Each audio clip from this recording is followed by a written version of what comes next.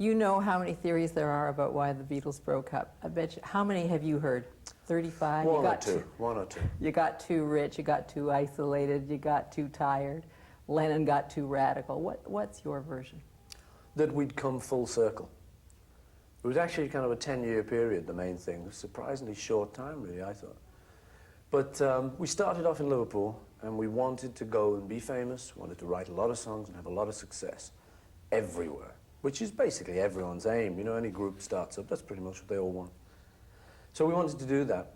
Once we'd done that, and once we'd conquered places like North America and stuff like that,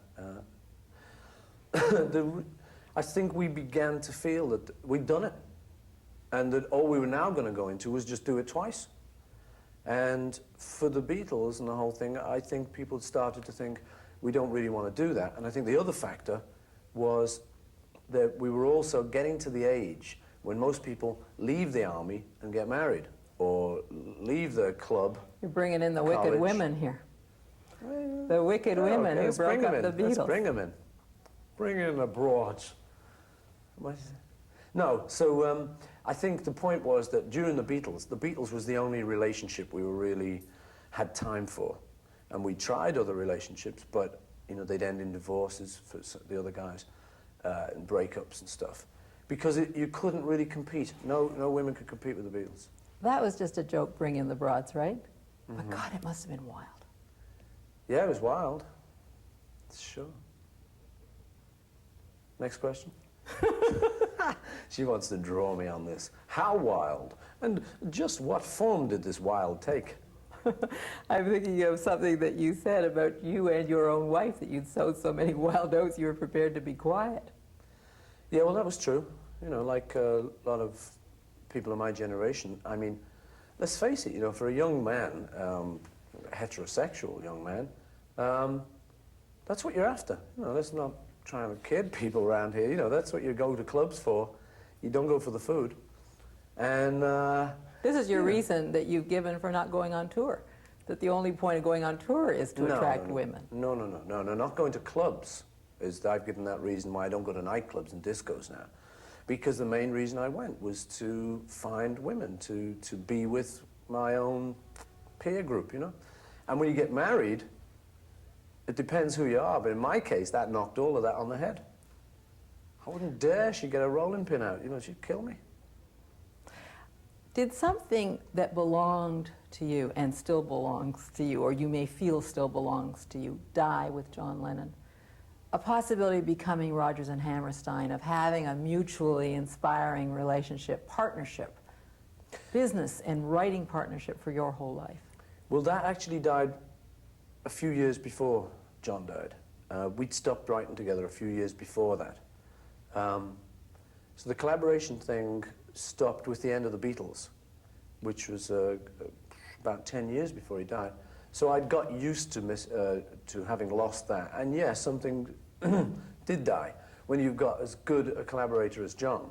But then he started saying those nasty things about you, that you'd become an Engelbert Humperdinck, that you were a bore. It's true, yeah. Did you ever reconcile? Muzak, that was another. Are you still a little hurt that you didn't get a chance to clean that up? A little? You kidding? When someone like John Lennon says you're Muzak? Yeah, it was very hurtful. But one thing I knew about John was that he shut his mouth off very often about things. So that there was a point that, you know, he deliberately wanted to say crummy things about me. Why? He was hurt. He later explained it by saying that I'd kind of hurt him over some things, and it was kind of bitchy. You know, he just had to do that, you know. It's fine.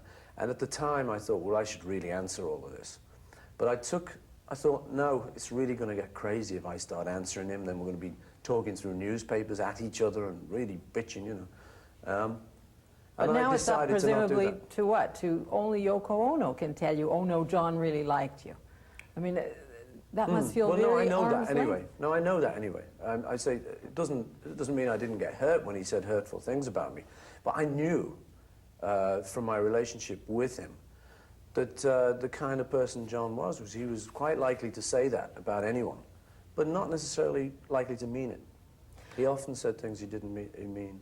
And I know that when he died, that was one of the great things Yoko did for me, was that she took me aside, kind of said, you know, he did love you. She was gracious enough to do that for me, you know. So that was great.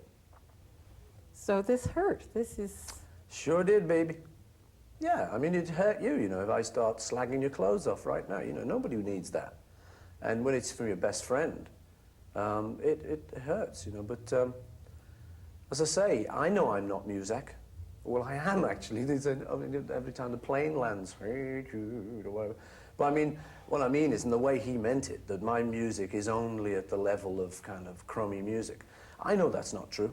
I don't care who says what. The trouble is, I suspect, it started a trend that a lot of people say, I used to love him, now he's insipid, now he's puerile. I suppose it's sort of, to be absolutely absurd, like saying to Einstein, hey, what are you going to do after E equals MC squared? But they're really saying, I don't like what you do now. I want something else. So those are the people who don't buy my records, and that's fine. You know, there were people at the Beatles who said, I really don't like that. You know, I prefer Mozart. That's cool. But I mean, the thing is, the answer would be I would have to not do well then if they'd all turned against me. The thing is, you know... But you're not afraid to be commercial. That seems to be your answer. Just the opposite. I mean, I'm proud to be commercial. See, you think about it. What other way do I have to know that it's working, what I do? Well, I go out in the street and take Gallup polls everywhere? No, it's the only way is actually that you see people go into shops of their own volition and say, can I have his record, please? They think I'm puerile, they wouldn't do that.